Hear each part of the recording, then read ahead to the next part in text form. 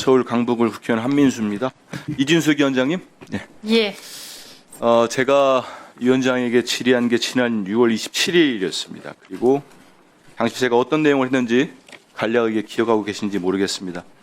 당시에도 제가 위원장께 여러 가지 말씀을 드리다가 증오심을 좀 빼고 국민의 입장에서 좀 돌아봐 달라 이런 얘기를 드렸는데 지난 8월 20일에도 보니까 가방위 전체회의에서 여러 의원님들과 위원장의 질의 답변에서 여러 가지 국민들 보실 때 좀 언짢은 장면이 나온 것 같습니다.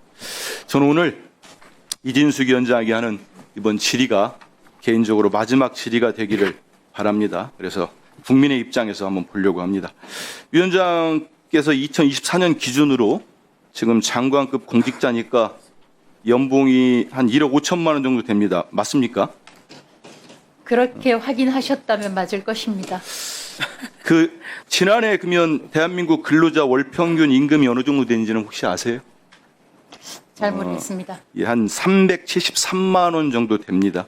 연봉으로 따지면 약 4,500만 원 정도 되는데요. 그렇다면은 위원장 연봉이 국민 평균보다 3배 정도 많은 연봉을 받고 있습니다. 다 우리 국민들 세금이지요.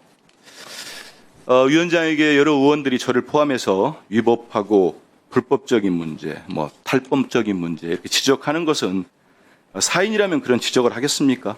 지금 공직자로서 국민 세금을 받고 일을 하는데 그 자리에 있기 때문에 이런 말씀 드립니다.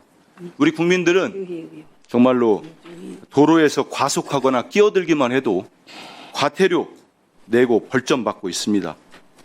하지만 우리 이진숙 위원장은 지금까지 보면은 헌지에서도 마저도 여러 지적을 합니다.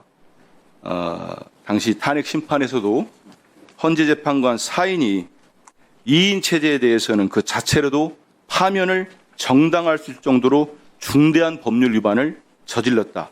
이런 의견을 냈습니다. 그런데도 이진숙 위원장은 복귀한 뒤에 무슨 일을 했습니까? 방통위 복귀 이후에도 2인 체제에서 지상파 방송사업자 제어가 심사를 제기하고 EBS 사장을 또 신임 본인과 가까운 사람으로 임명하고 이렇게 대한민국 법체계를 무시하고 방송 장악에만 몰두해 왔습니다. 그런데 PPT 한번 보십시오. 지금 이진숙 위원장이 받고 있는 혐의들입니다. 다른 여러 논란도 있습니다만 대표적인 것만 제가 추려왔습니다. 업무상 배임, 청탁금지법 위반 등 혐의는 수사를 받고 있습니다. 맞죠? 예, 경찰에서 수사 중입니다. 네, 그렇습니다. 그리고 공무원의 정치적 중립 의무 위반으로 감사원으로부터 주의 처분을 받았습니다. 공직자윤리법, 이건 주식 보유 때문에 공직자윤리법을 위반했다는 결과까지 나왔습니다.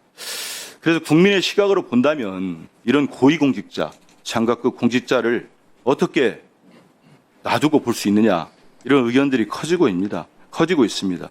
그런데도 불구하고 이진숙 위원장은 기회가 닿을 때마다 정략적으로 본인을 몰아내려고 한다.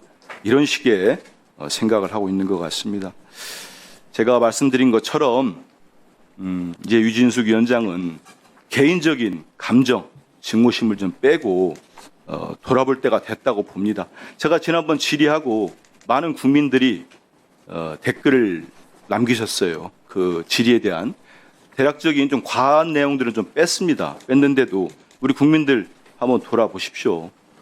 이런 혐의에 대해서 인정을 하고 이제 이진숙 위원장 그만 보고 싶다 이런 얘기를 하고 있습니다. 하지만 이진숙 위원장은 나오면은 우리 가방위 현안 질의에도 나오면은 맨 저기 방통위 본인은 직무를 잘하고 있다. 대통령목, 국회목 추천해달라 이런 얘기만 하고 있습니다. 이진숙 위원장 하나 때문에 방통법 개정, 방송산법 개정으로 방통위가 해야 될 일들이 전혀 지금 불가능한 상황까지 몰리고 있습니다. 다음 PPT 볼까요? 이 얘기를 안 물어볼 수가 없습니다. 오늘도 한 유력 일간지가 보도를 냈습니다. 혹시 이진숙 위원장은 이 전환기 씨를 아십니까, 개인적으로? 예, 압니다. 아, 그렇군요. 저는 전환기 씨가 이진숙 위원장하고 학교 선후배인지도 몰랐습니다. 그런데 오늘 보도를 봐도 그럽니다. 대구시장은 이진숙 위원장이 해야 한다. 대구시장 공천을 한다면 이진숙 위원장이 가야 된다. 이분하고 그러면 개인적으로 아니까 이런 얘기들도 좀 나눈 적이 있습니까? 없습니다. 지금 저는 이런 것 자체가 오늘 어떤 칼럼을 보면 이런 얘기를 합니다. 전환길 당의 장동혁 대표. 이 전환길 씨가 뭐길래 이런 식의 제1야당에 영향을 미치는지 그것도 한심한데 지금 고위공직자, 방송통신위원장의 수장인 이진숙 위원장에 대해서도 이런 얘기를 합니다. 그러면 이게 이진숙 위원장에 대해 이렇게 얘기하는 게 이진숙 위원장의 지금의 업무에 올바른 영향을 주겠습니까? 지금 벌써 지방선거에 나와야 된다. 대구시장 공천을 이진숙 방통위원장에 줘야 된다. 이런 얘기를 하고 있는 겁니다. 여기에 대한 생각은 어떠십니까? 법인카드 관련해서는 제가 업무상으로 사용했기 때문에 제가 자발적으로 공개를 했고 위원장님, 지금 전환기 씨의 이런 주장에 대한 걸 얘기하는 겁니다. 아니 그 말씀과 관련해서 말씀을 드리는 겁니다. 이 과방위 민주당에서 저를 그 고발한 것과 관련해서 수사 중이고요. 여기에 대한 답변 안 하시기 때문에 제 얘기를 좀 더 이 하겠습니다. 관련해서는 어느 특정인이 저를 추천한다든가 의견을 표명했다고 해서 제가 그런 생각을 가지고 왜냐하면요, 있다고 제가 말씀을 연결시키는 드리겠습니다. 것은 심하다는 좀 전에 일이라고 PPT 생각합니다. 보셨듯이 이진숙 위원장은 감사원으로부터 공무원의 정치 중립이 위반했다. 이런 주의 처분까지 받았습니다. 그래서 받은 상황에서 주의하고 잠깐만 있습니다. 기다려 보십시오.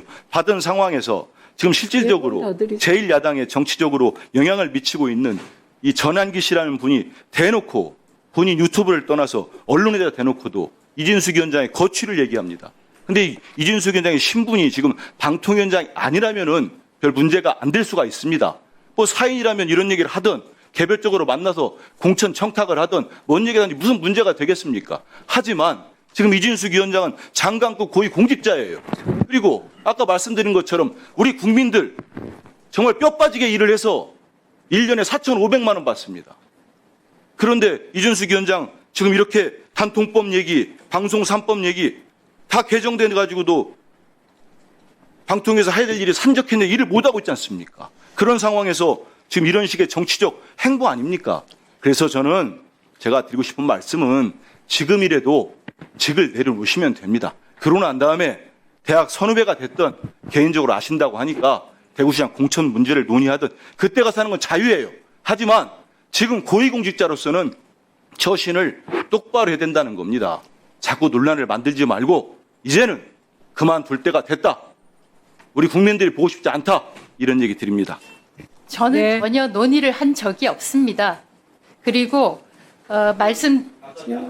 예. 예, 논의한 적, 그러니까 전환길 씨랑 논의한 적 없다. 알겠습니다.